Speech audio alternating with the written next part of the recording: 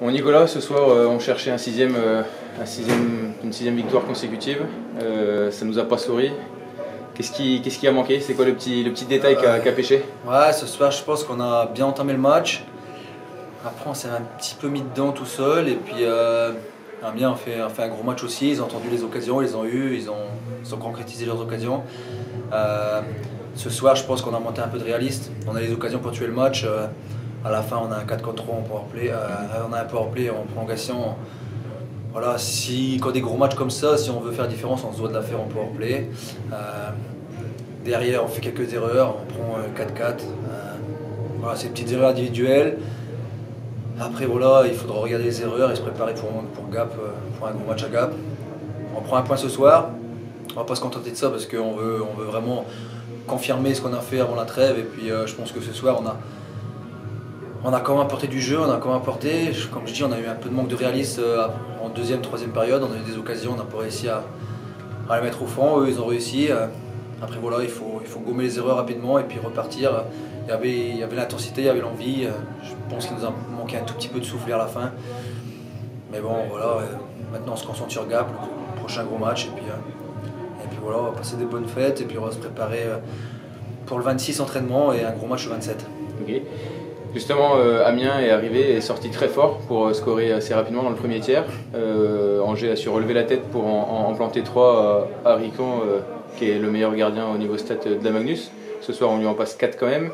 Tu penses que c'est le powerplay qui a pêché? On a eu quelques supériorités et on n'a malheureusement pas su concrétiser. Ouais, c'était un peu notre force. Et puis ce soir, on a été un petit peu en panne sèche. On a eu des occasions de marquer en powerplay. On n'a pas créé tant de chances de marquer que ça.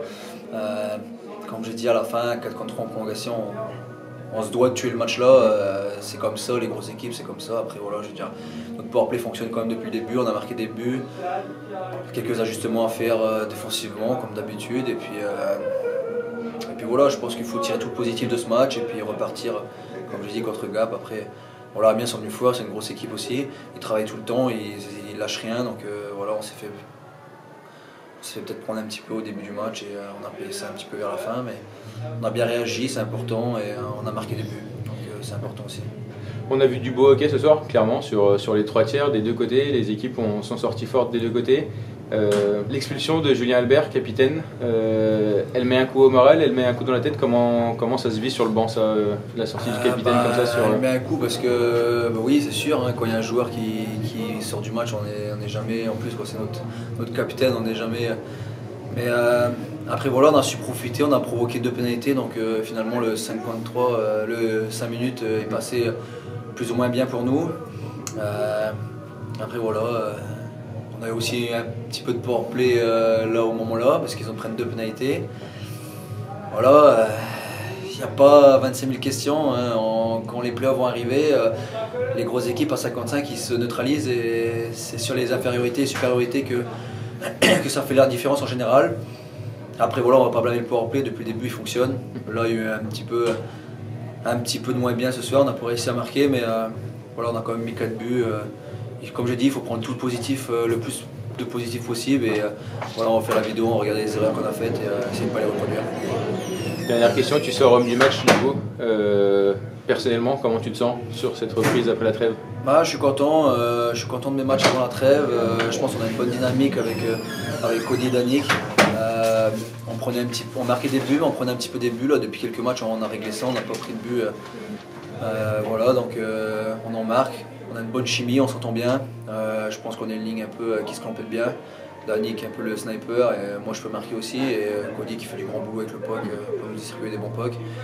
Alors voilà, je pense qu'il faut bâtir là-dessus et continuer. Personnellement, je suis content de mon jeu. Voilà, je travaille les petits détails que j'ai à travailler aux entraînements, et puis j'essaie d'être le meilleur possible à chaque soir pour aider mon équipe.